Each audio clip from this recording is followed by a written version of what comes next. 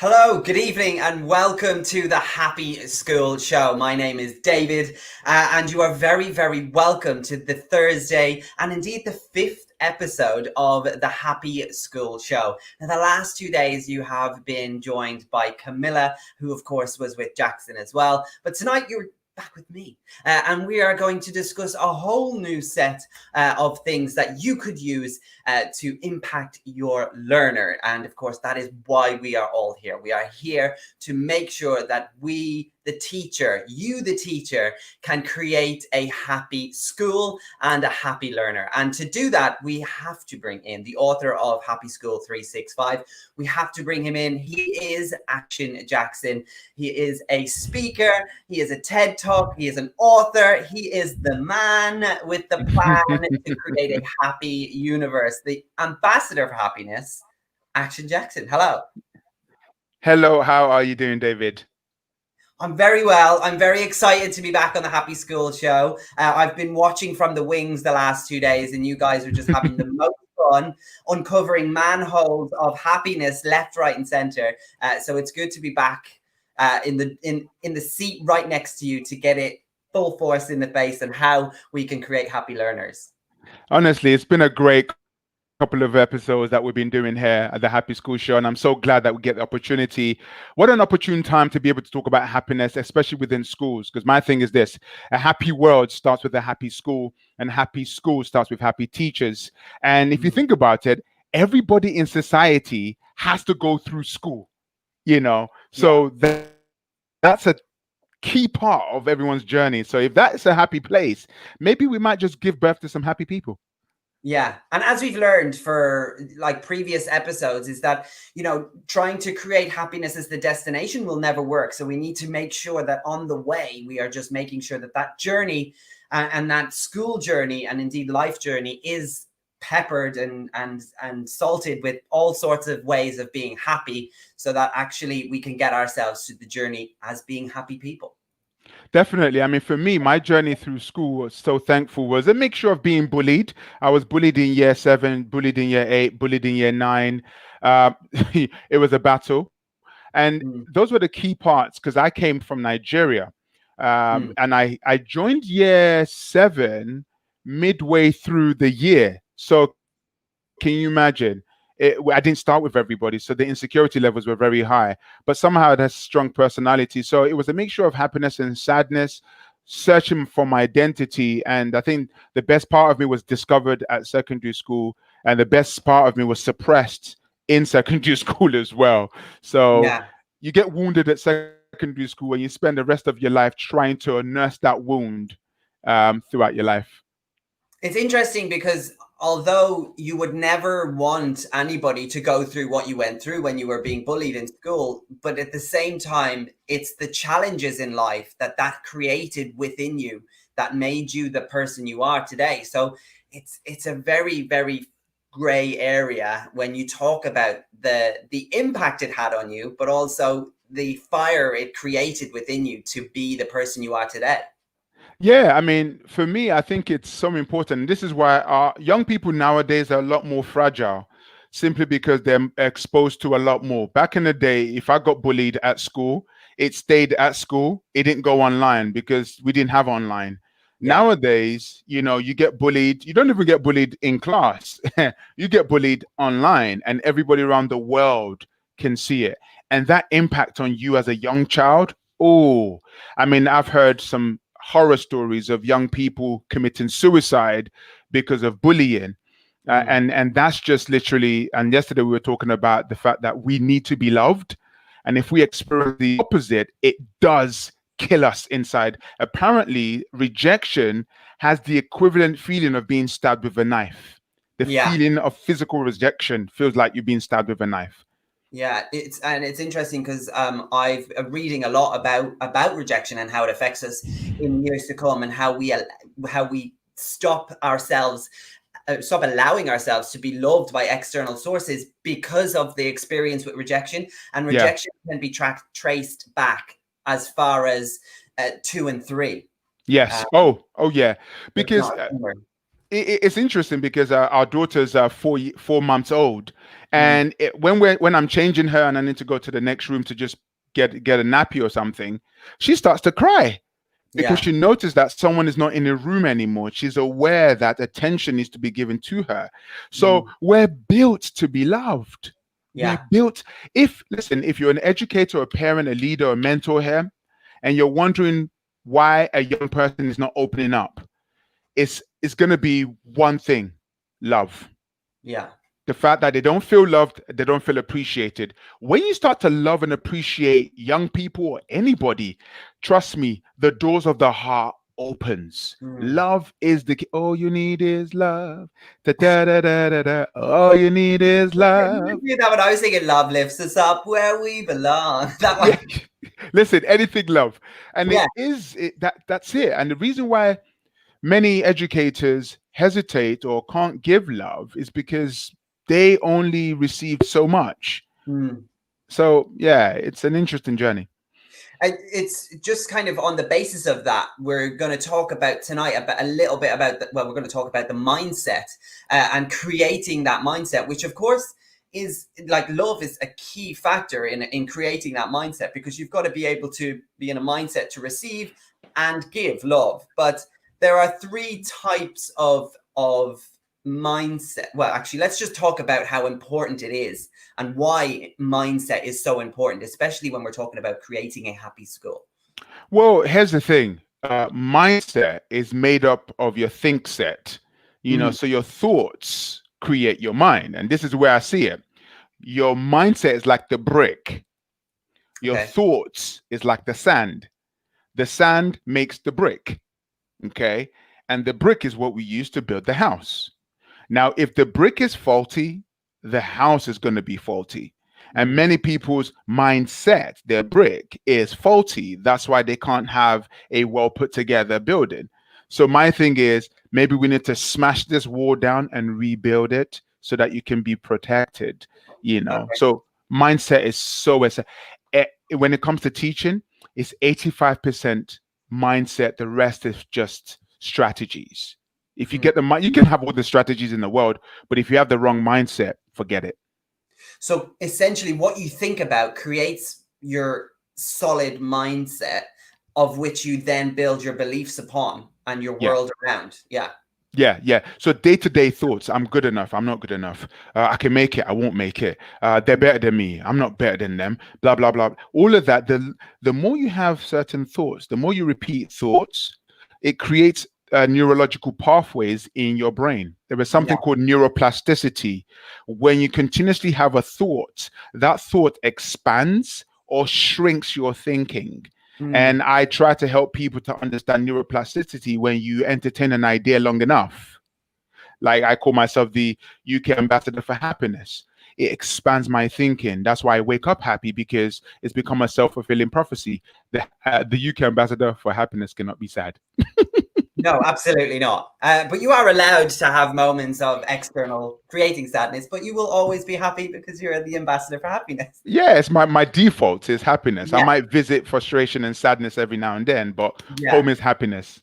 Absolutely. And that's a real a motivation for a lot of people, in that you actually can create it yourself. You are not handed happiness on a plate. You are not handed a perfect mindset on a plate when you get to a particular time in your life, of which some people might believe that there are key stages in your life where someone hands you a handbook Mm, similar to Happy School 365 and go, this is how it's done. They haven't told you up until now, but now you yeah. can know. It's not like that at all.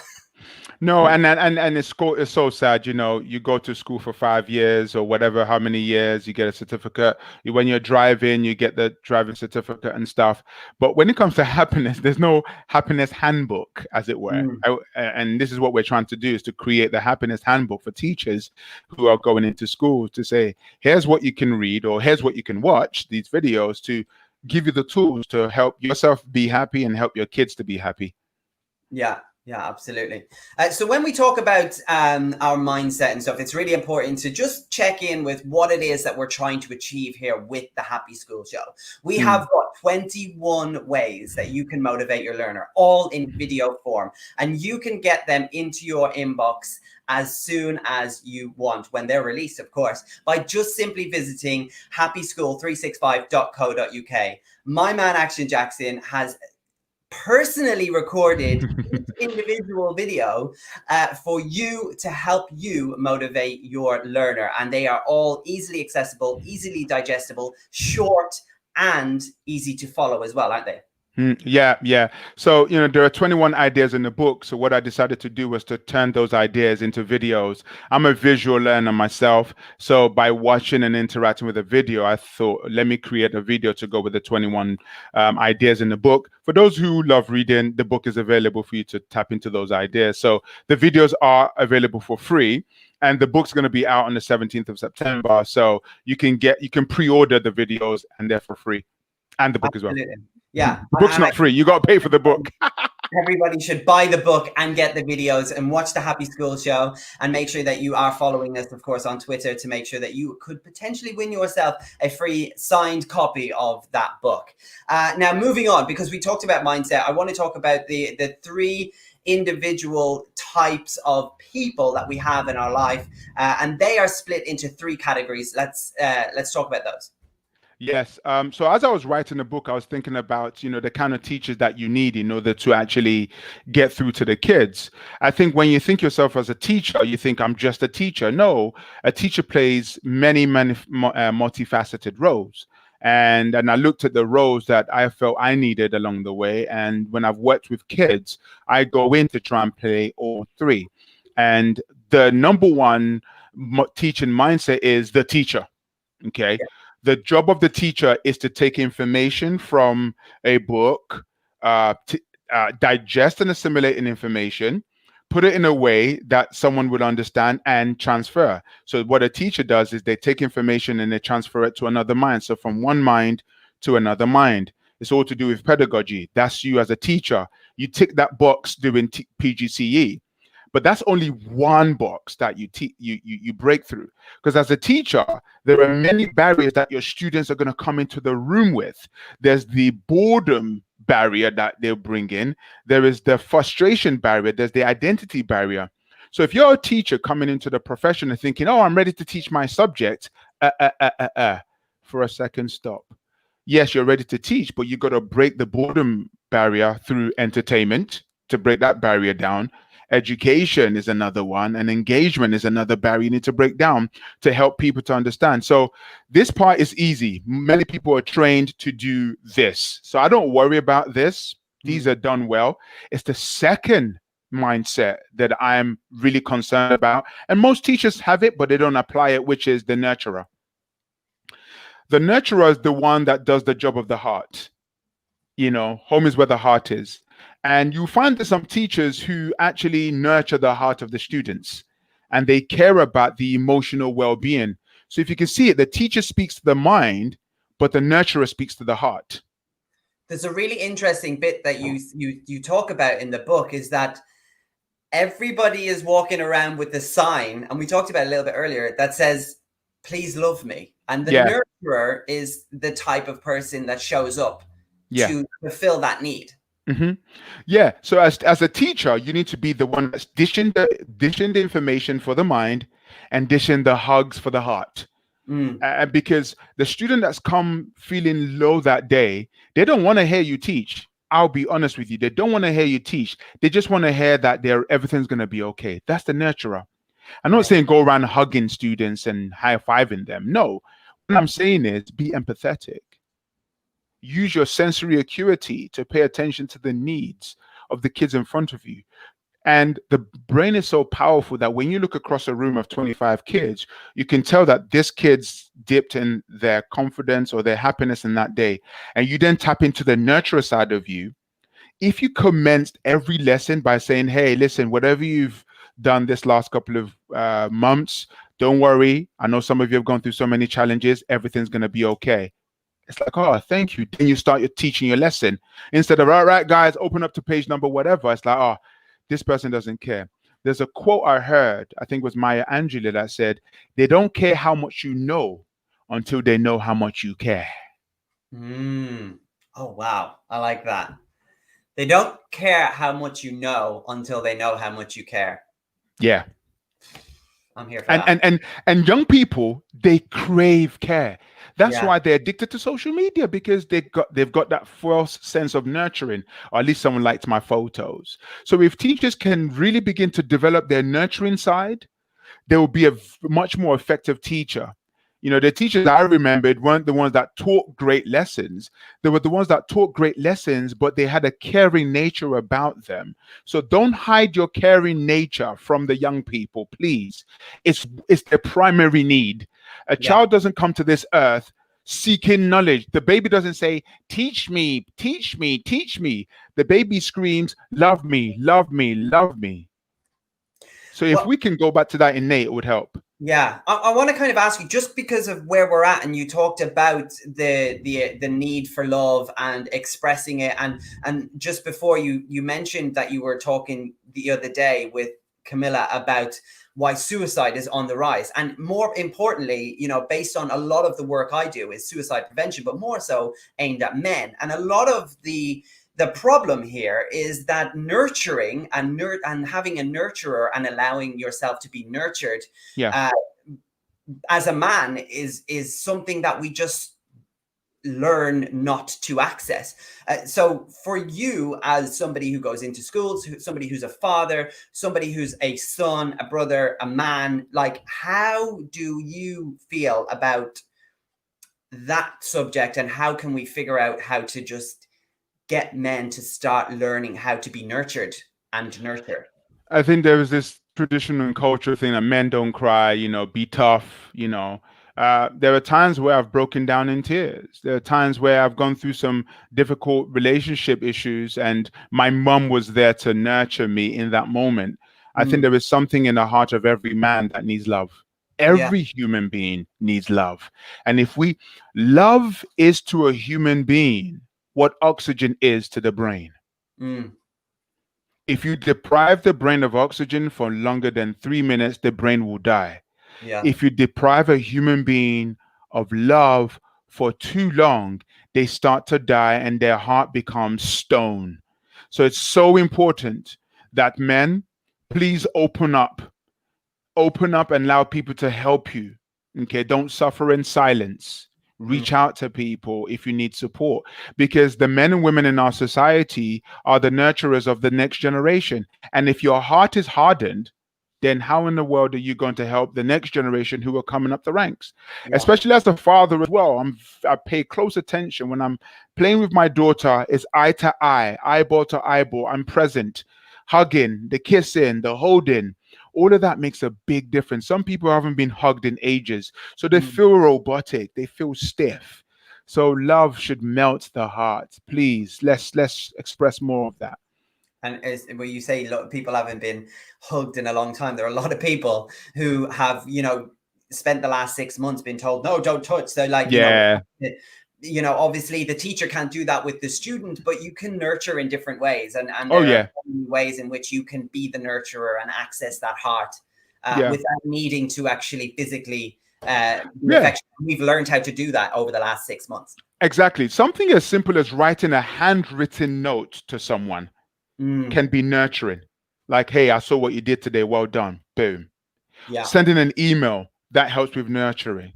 Mm, Recognizing someone's good is nurturing. Checking up on people. Something as simple for a form teacher can do is have everybody, if you've got 30 kids in your care, I really believe that you should know all their birthdays. And if all you do is to buy £1 birthday cards, and when it comes up to their birthday, you give them that card on their birthday, do you know what that would do to a child? The fact that you recognize and remembered my birthday, yeah.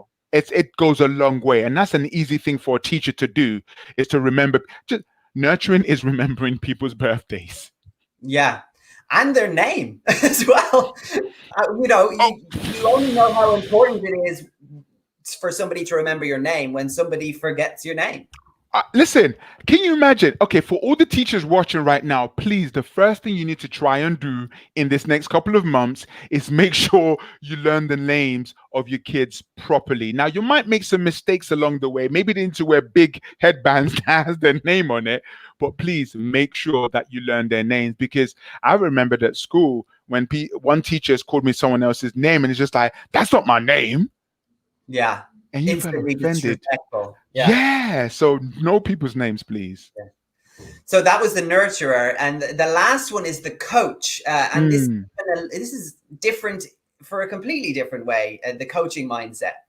Yeah. So for those who are just watching, we're going through the three different mindsets. So there's the teacher, there's the nurturer, then there's the coach. Now, the coach is not your huggy type.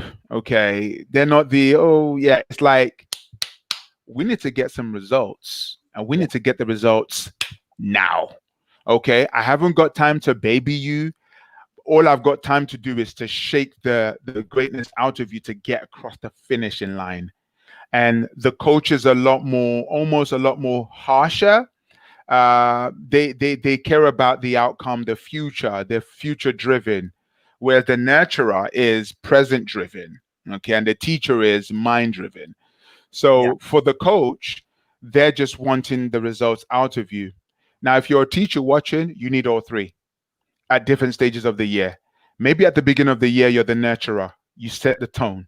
Then you go into your teacher mode. And as you approach the exam stage, you go into coach mode. But at least you've laid the foundation of the nurturer.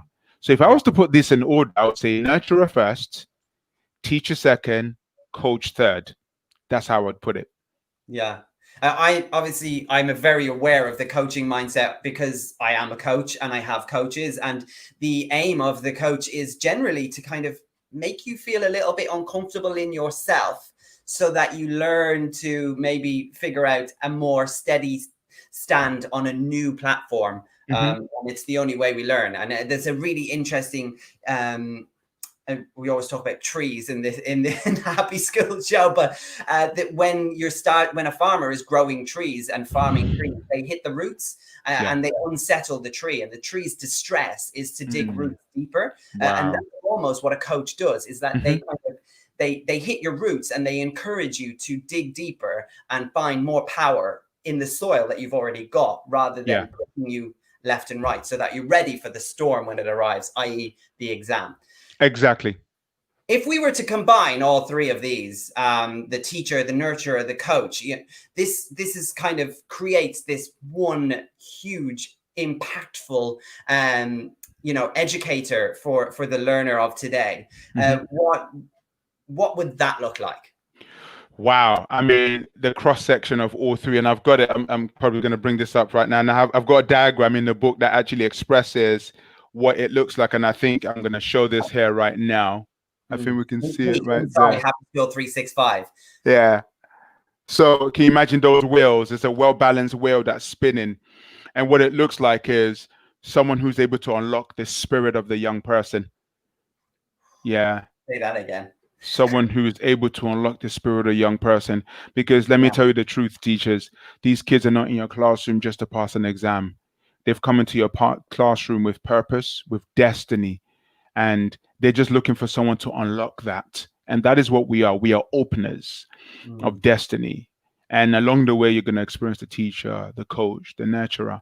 And if you can tap into those three attributes, you'd be very effective. And that's what I've been doing for the last 25 years. I am the teacher, I'm the coach, I'm the nurturer. I play different roles at different times. And I'm aware of what I'm doing when I'm doing it. So I always start with the foundation of love.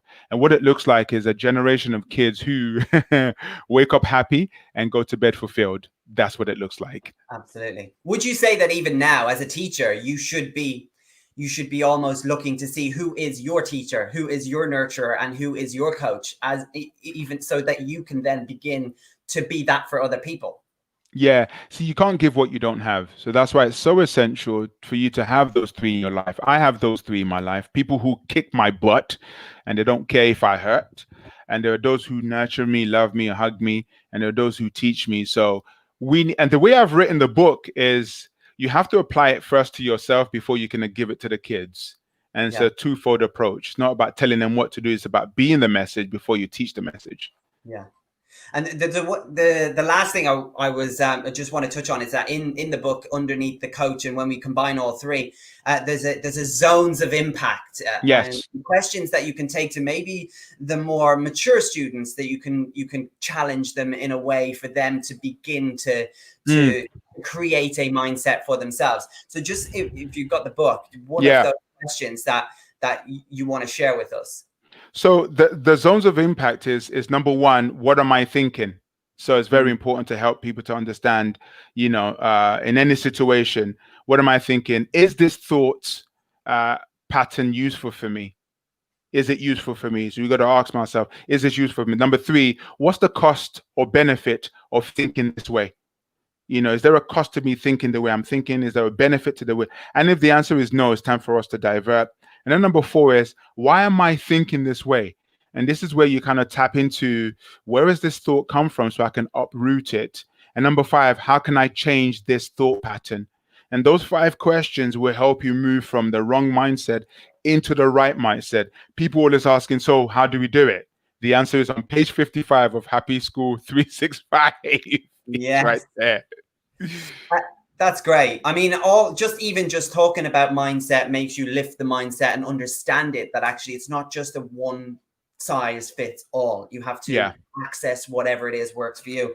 That is almost all we've got time for on the Happy School show tonight. We will be back again tomorrow night at the same time, 8 p.m. live here on Twitter. In the meantime, make sure you head over to happyschool365.co.uk and reserve your place for those 21 videos to motivate your learner. You can also find out more information on how you can get the book, which is released on the 17th of September. We are already on the 3rd of September. This month is flying by, but we are determined to make it a happy and impactful one. Again, thank you to Jackson, to you. Have you got anything, last words that you would like to leave us with on this fine Thursday evening? Just to say that the time is ticking. Life waits for no man. Do what you can today to be who the person you need to be. No one knows when their time is going to be up, but at least you know that, you know what, right now I'm doing what I need to do in order to be happy. So let's make it happen. Thank you so much for that. And thank you for watching the Happy School show. I'm David. That's Jackson. He's there. And we will see you again tomorrow night for Friday's Happy School show. Good night. Take care.